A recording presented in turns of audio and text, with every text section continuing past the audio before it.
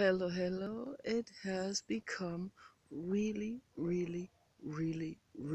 warm suddenly. It's like I could actually sit here in a t-shirt. I have my big sweater on that I made myself, but I could take this off because I'm starting to sweat. So I want to make a talking foot massage video and welcome the spring and the summer. So I'm putting this into my shoe. And then you can see me giving myself a foot massage. I don't know if this is gonna hold. It might not hold. I got the wrong camera stand with me. I should have brought the camera stand that I made, but I think it works. I think this will work. And I got Professor Sargent with me here, which is, I just picked these. Professor Sargent in its full glory. Beautiful. Beautiful. This is how the leaves look. They look almost artificial. Here is the papa dog. Yes, he is my papa dog. It's the papa dog. He is going into the cedar tree. Papa dog, be careful. I don't know if there's snakes in there. So, okay, now I'm going to set it up. I stand it up like this. This is better. Give myself a foot massage. I even have double pants on still. Still used to the cold weather. I'm going to take the sweater off because it's getting hot. My God. Papa dog, it's nice outside here. Nice. Really awesome. And here is my lotus cream. This is a jar that had mango butter in it originally from Mountain Rose Herbs. I highly recommend this company. They are amazing. They do everything environmental, everything 100% natural. They have many all natural, very high quality cosmetic making ingredients like this mango butter, and still have some mango butter, the rest of it mixed into this. But I also put I also put beeswax into this and melted this together, and I put what else? I put kaolin, white kaolin and red kaolin clay into it, and I think some bentonite clay and other essential oils. And then I put in the very end, I put the pink lotus absolute oil, all natural, very expensive stuff. Mix that in it, and I flushed out the glass jar that it came in from Eden Botanicals. I flushed that out with, I think, some olive oil so I don't waste any of the precious lotus oil. Sometimes it stays stuck in the glass jar, and like a drop or two stays in the glass jar, and this drop or two or three is very expensive. It's very precious stuff. So I made this cream actually as just for smell, like a perfume cream, but I put it on my lips also, and I use it as a foot balm and also as a deodorant. Works very well. But some of those things that I make, they stain my clothes, so that's why some of my clothes are badly stained, and I can't even get that out anymore. a stain. So lotus, kaolin clay, and those kind of things, they are they're very they have very strong colors, and they stain the clothes.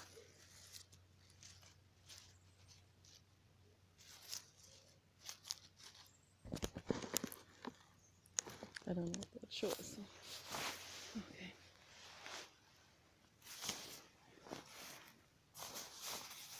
It's really nice to sit here on the lawn and make a foot massage video with the papa dog together. This is so nice. I love it, absolutely love it.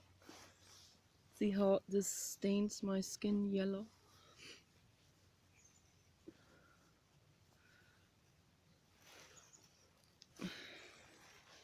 But this is awesome stuff. It's really nice. Papa dog. Yeah, here's the papa dog. Yes, he's coming towards the cream.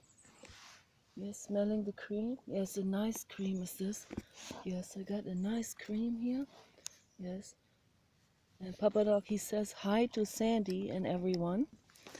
And I'm also making this for Sandy, this video, because I want to also talk a little bit about that subject. And I don't want to make this into a gossip video, or like I don't want to harshly criticize people or dump on anyone. So I have to be careful, because sometimes when I get angry about, some haters or some people that are like, from the equator, often they're not very educated. It's not their fault, but they come to my Facebook page and they will, the way they think they introduce themselves to a woman is by sending her real gross porno clips.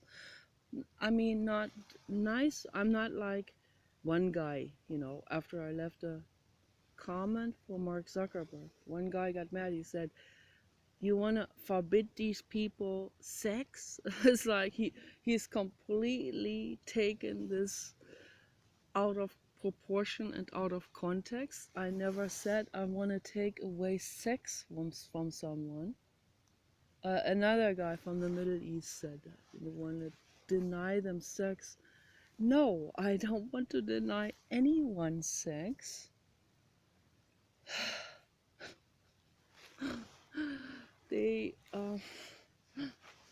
I mean, I think sex is really, really healthy, but, you know, porno clips made with really, really dirty people. It's like, okay, this is how it's like.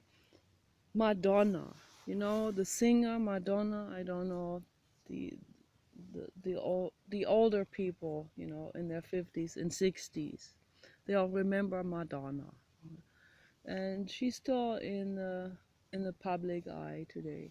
Sandy is younger. She might not know Madonna, but I think she probably does. So, because she's an animal rights activist and she reads a lot about all kinds of different things and people and stuff, and gets to know a lot through animal rights activism, as I do as well. So, but anyway, Madonna said, she was interviewed, I think, somewhere in the 90s.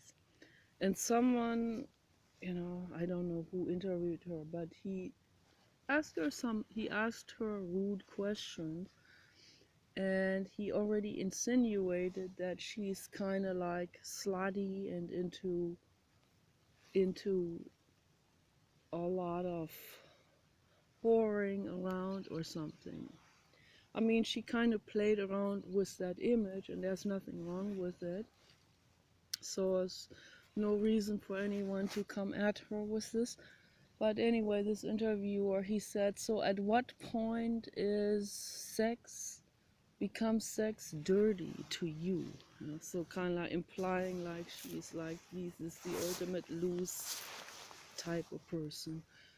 And she said, sex becomes dirty to me when people don't take showers. So, and I thought,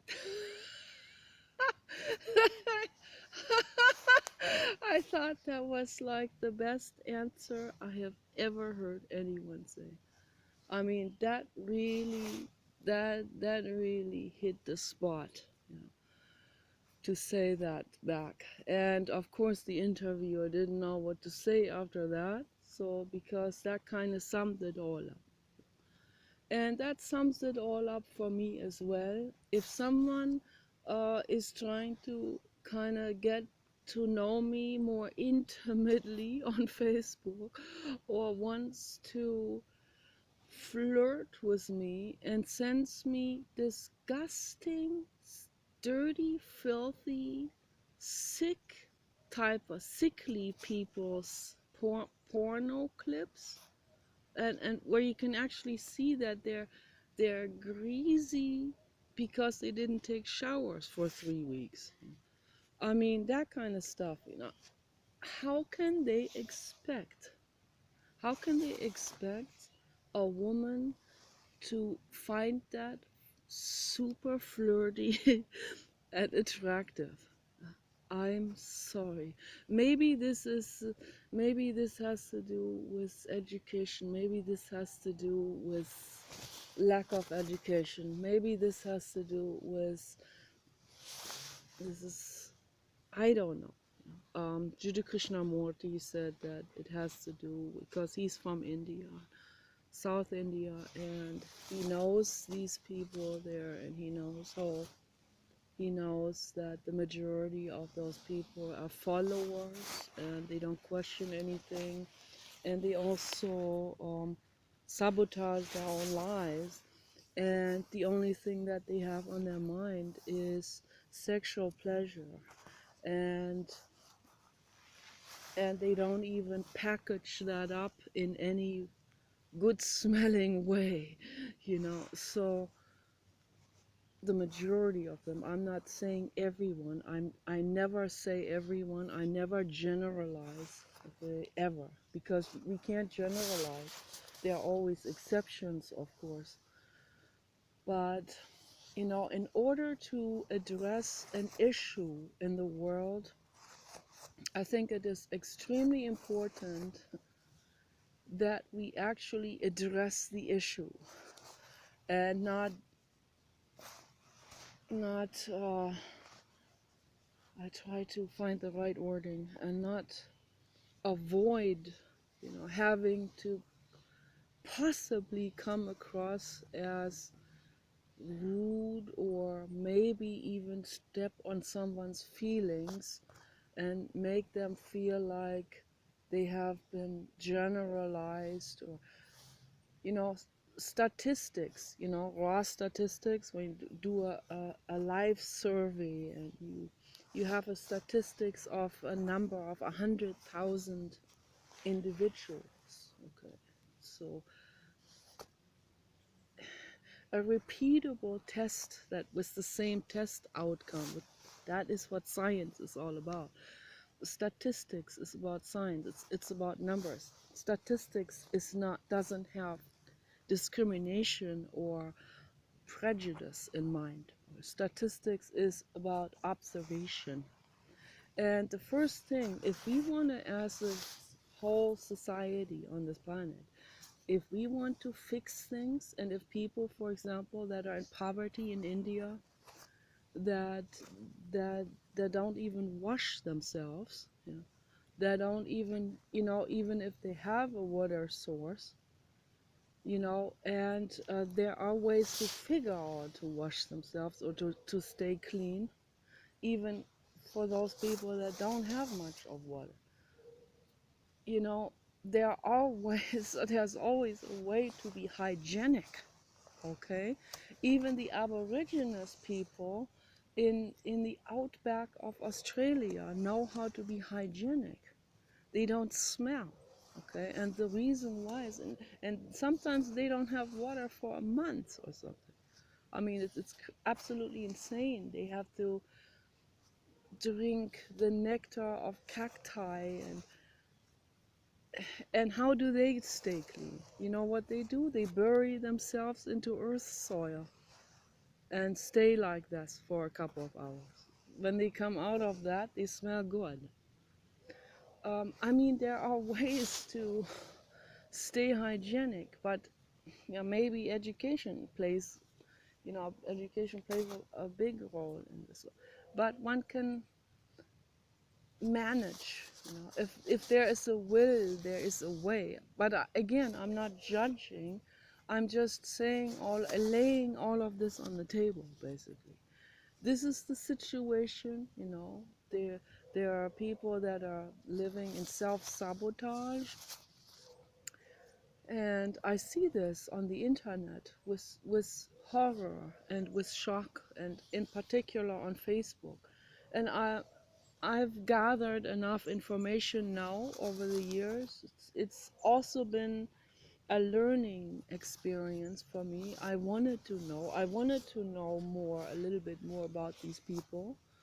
And I learned about their behavior, about their ways of thinking, what's going on in their minds, basically.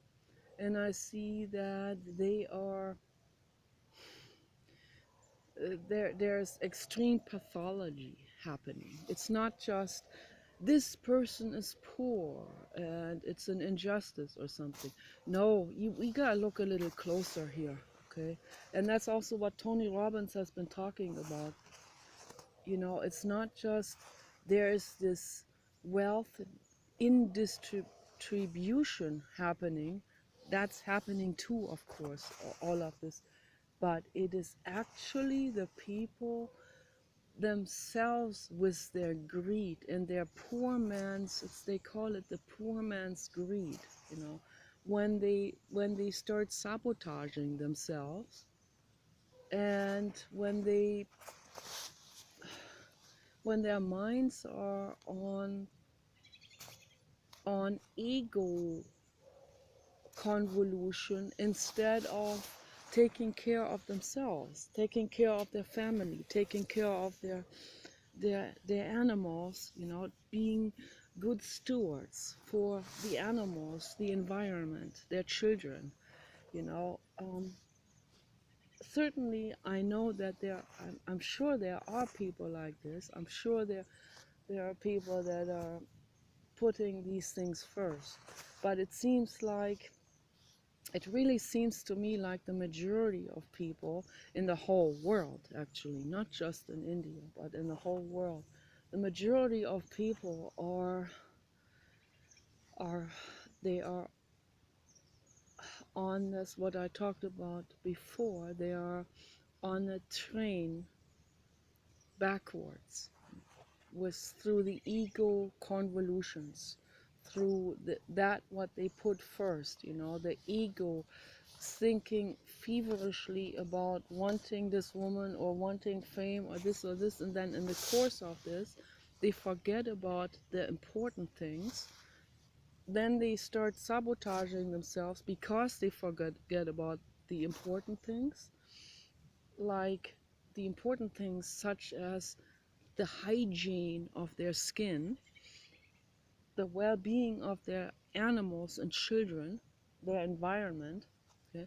And then through that, they ride themselves further and further into misery, poverty, sickness, and so on. This is, we need to look at the issues in the world.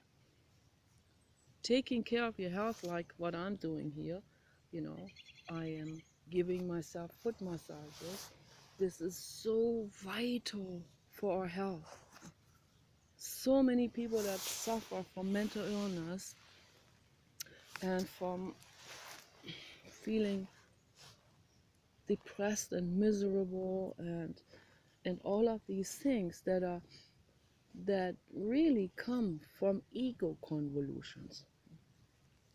Ego convolutions, it's kind of like, let me try to explain this in a metaphorical way so that people understand it out there.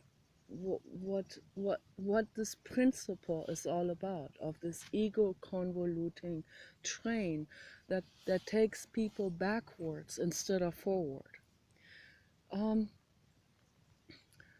for example, when there's a crowd of people and there's a fire somewhere and everyone panics and wants to run through the same back door, even if the door is very wide, if everyone wants to go through that back door at the same time, then people are trampling on each other. They trample each other to death. This has happened, many times.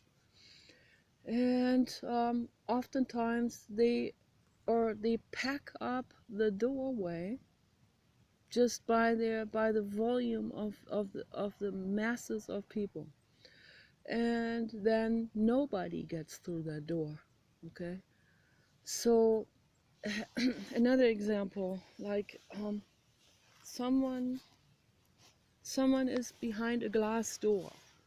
Let's say someone is standing in front of a shopping mall window, and there's beautiful jewelry behind the window, and they see that jewelry. This is just a metaphor. They see the jewelry, they want the jewelry, right?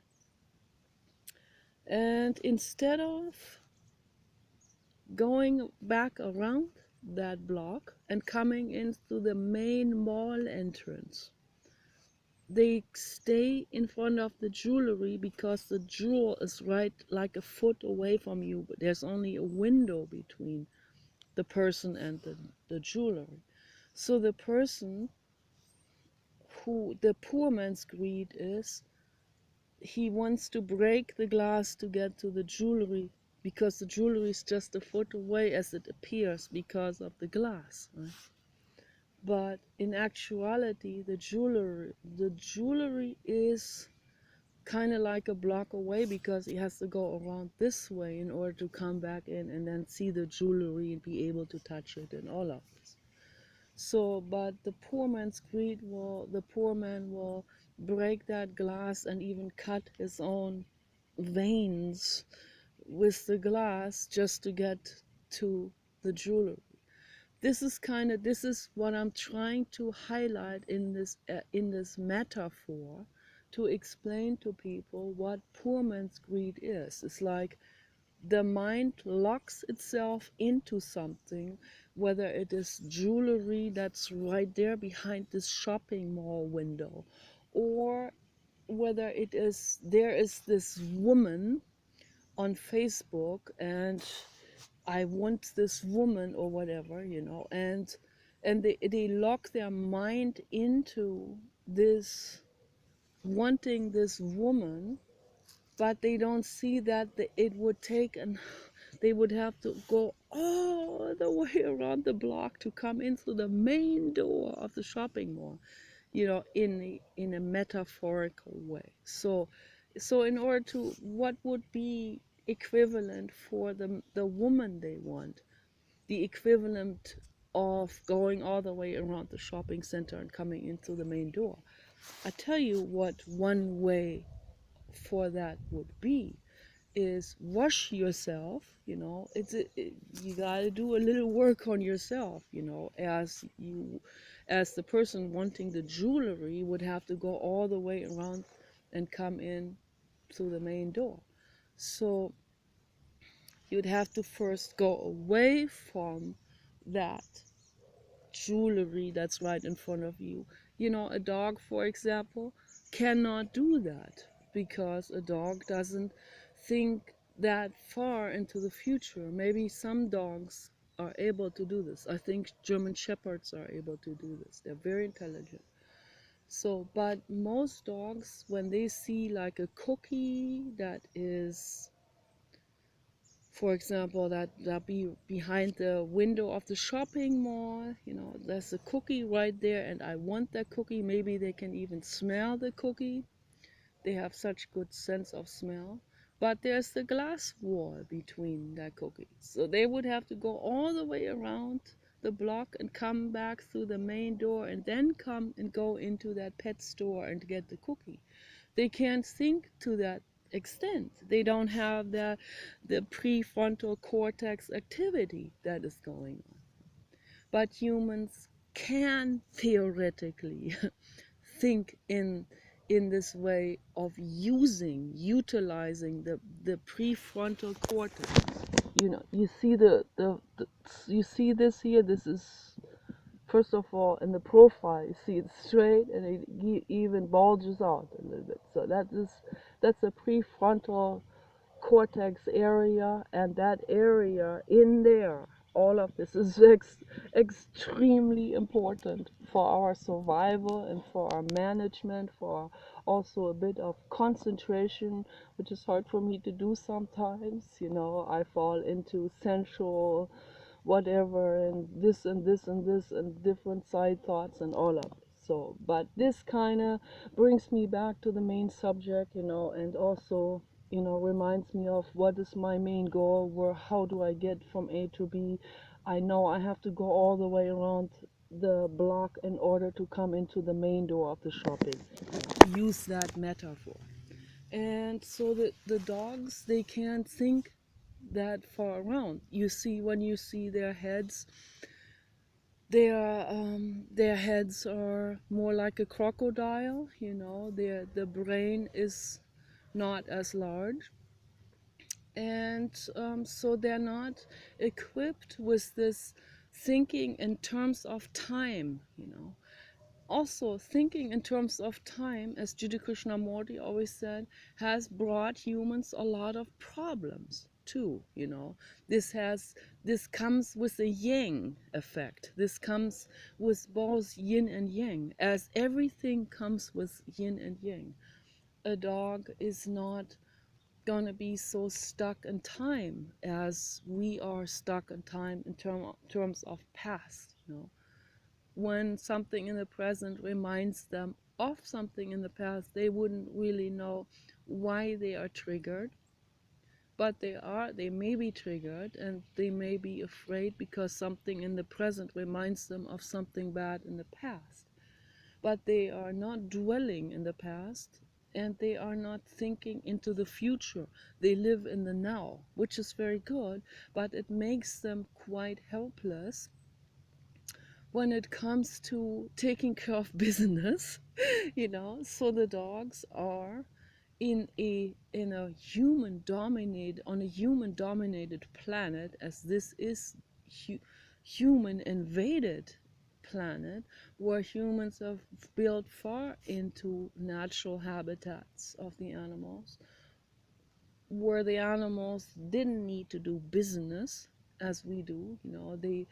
They do business in a very simple way. The food is there, or maybe some of them have to work in a group to get food or whatever, but it is not like they don't have to go to the bank, they don't have to take a lawyer, they don't have to find a title insurance notary and those kind of things. So I'm making a video. Make sure you close that gate. So prefrontal cortex thinking comes with yin and yang, of course. But, the ego, and this is the thing, and the dogs, they don't know better.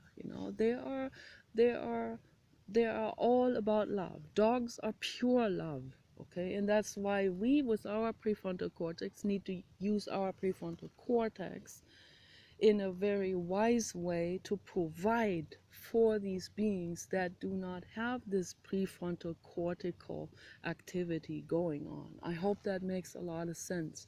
So putting this love priority first is the number one priority in the world. That is pure love, okay? Love, love, love, love, love, love, love, love, love, love. Okay? That is what love is. Okay, you put that other being first. Okay. Then you have to take care of your own body. You got to give yourself foot massage. You take showers. You need to know the priorities. Okay, that's what I mean. What is the equivalent of a man wanting this woman there on the internet who is halfway around the globe, who comes from a completely different school, completely different society, different culture, and so on. And I don't blame them for wanting that woman. We want someone who is genetically very far away from our own. Okay, so this is a natural, biological, evolutionary characteristic that is built into most beings, most animals, most mammals, most, I think all animals have that. You want a wolf, if a wolf who is light colored would choose the darker colored female. This is true, this is fact. Okay, this happens with humans too. The black man likes white women. The very dark complected man from India or Pakistan or Saudi Arabia is gonna find really, really, really white, fat, reproductively young women attractive and beautiful. That is what he finds beautiful. Okay, so anorexia is not beautiful. That has been put into people's minds as anorexia is sick. It's sickly. It's not beautiful. It's not reproductive. It's not useful at all. Anorexia is a sick phenomenon. Why do people find it beautiful? Because they have been told that it is beautiful by the fashion industry. That's how much power the fashion industry has over people. I don't fall for this. I never did. I never. One time when I was 15, I lost weight only for a horse because I didn't want to be too heavy for the horse. And then as I was growing, I was growing very large, and then I just didn't feel like it at all be sitting on that horse at all. Even though I lost the weight, I didn't want to burden the horse anymore. So that's my priority in life. Today I would only sit on a really, really heavy Belgian Brabant draft horse, but only like one that is like weighs like, I don't know, 100,000 pounds or something. I don't know how heavy they are. Like as heavy as a semi truck or something. So, but beauty is in terms of in terms of looks like this is comes from directly from the reproductive needs and the evolutionary preferences and so on, and of course, and also the sexual orientation that plays into it. So, and there's nothing wrong with it. The men from India, they have every right in the world to like a fat, plump, all white lady from Sweden or Germany or France. I mean, yes, of course, I understand it. This makes a lot of sense. All of this. And I had a Swedish girlfriend in LA, and she liked the men that were more. They were a little bit darker complected, more like the Italian types with a bit chest hair and stuff, because it was farther away from her DNA. I like Vin Diesel. I like mulatto men. So it's further away from my DNA. So it's all right. There's nothing wrong with this. It's all cool. What I'm trying to explain is that we need to overcome this poor man's greed or poor woman's greed, which is pure self-sabotage. Like a man standing in front of a shopping mall window, seeing the jewelry or seeing a nude lady standing there. Sometimes I think in Amsterdam they have some nude ladies. I saw that on the internet, or some peep show type of things in front of the the glass window and they go like, I want, but I don't want to do anything for it. I just want. So yeah, it doesn't work that way. So there's a glass window between, and there is a also a metaphorical glass window. Okay, so if you see a woman you like, you can't just immediately take this woman and have her in your life. It doesn't work that way. As with so many things. Okay, but first of all, you know, it also requires some education. A woman is just like you guys out there, a living being. Okay, so just like the the man in India, the woman in India is also a living being. The woman in Germany is also a living being, just like the man is. She has needs, and she has psychological needs, she has physical needs, and they can be they are they are very multifaceted. Okay, it's not just bound to one certain thing, and I'm not even talking about jewelry or something or roses. You know, the most important thing is as you do your prerequisite prerequisite work to get to the point where you can actually introduce yourself to someone like this, is you have to you have to present yourself in a way, and you have to love yourself in a way. It's very important that you not just mechanically put on Acqua di Gio by Giorgio Armani and some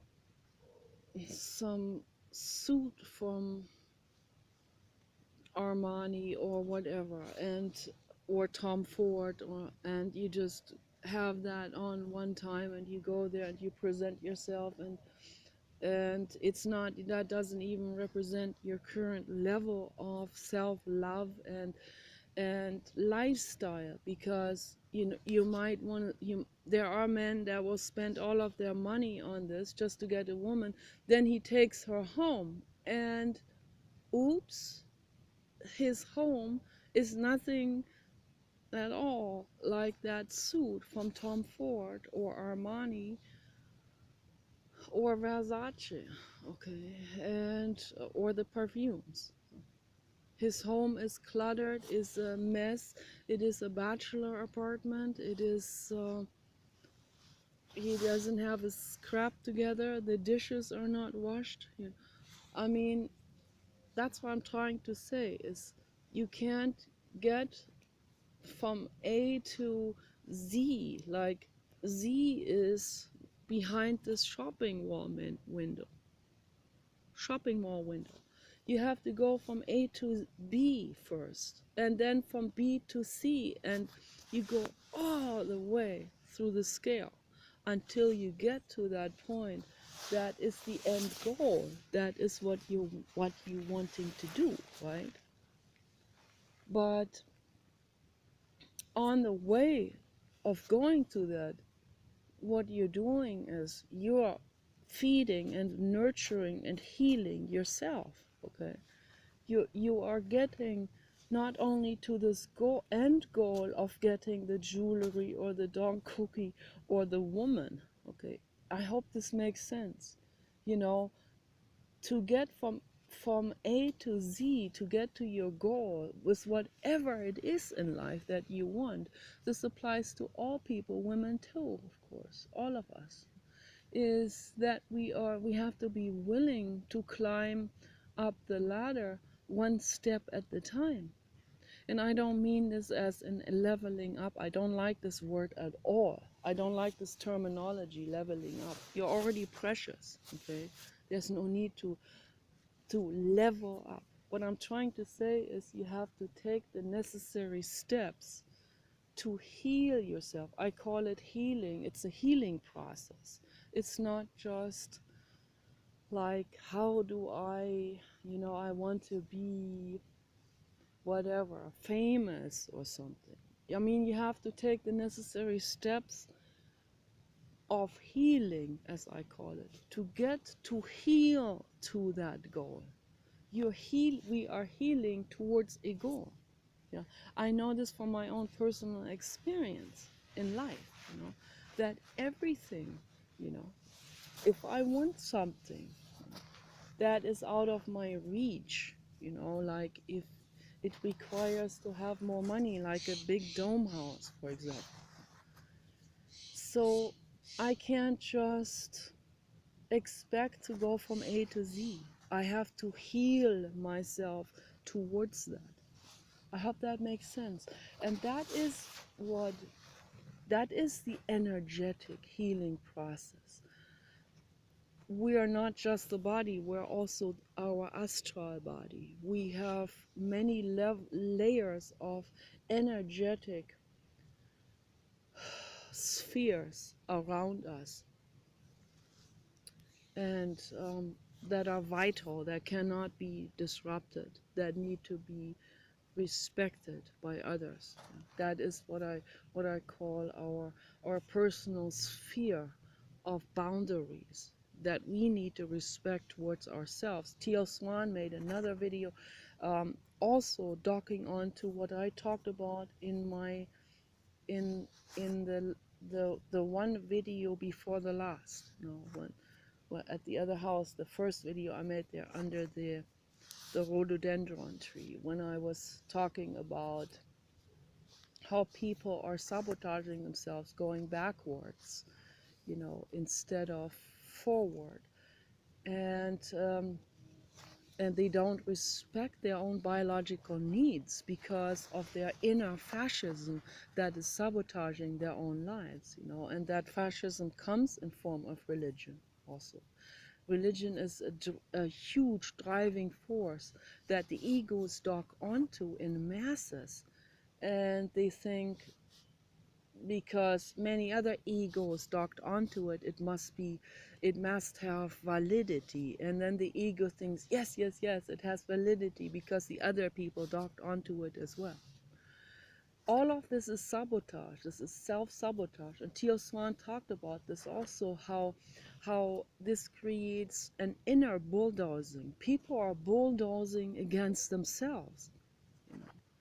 That is what I was talking about. That is this I called it the inner fascism against oneself. And that is, she just used the wording inner bulldozing, and it's very accurately describes this kind of mechanism. People, they are bulldozing themselves. That guy Jason is bulldozing himself. He's bulldozing over his own biological needs as a gay man, because he docks onto the Christian religion, and he uses this inner fascism against himself and bulldozes his own needs. This is one example out of millions of examples.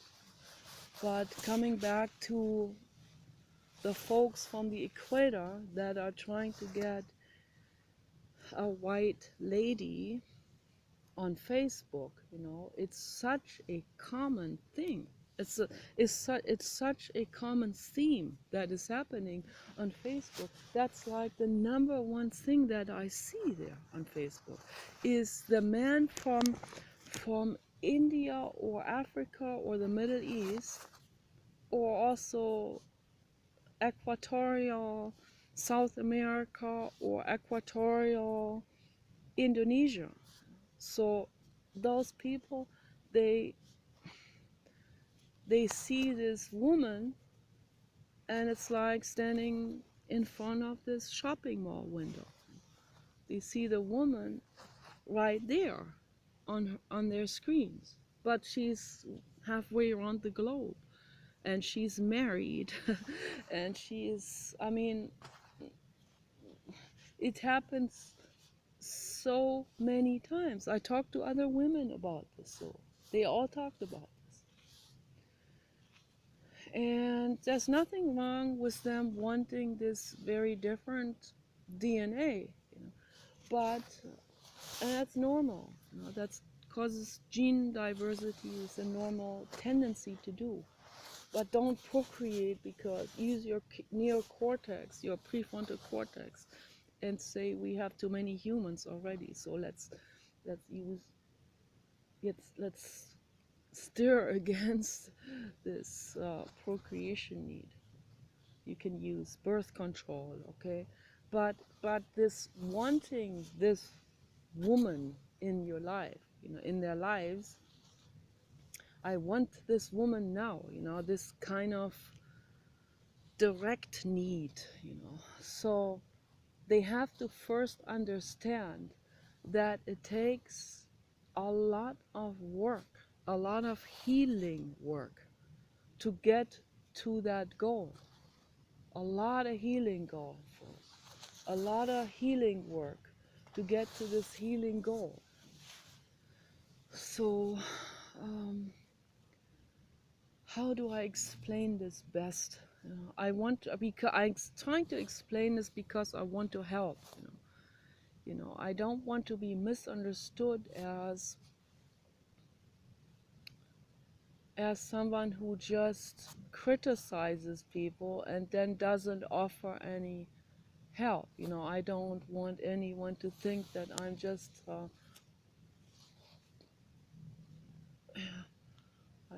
dumping on anyone or just grandstanding or whatever, you know. And so, you know, and I want Sandy to know that I use this as a learning platform for me on Facebook because I wanted to learn enough about these people so that I get a real good picture on what's actually going on in their mind.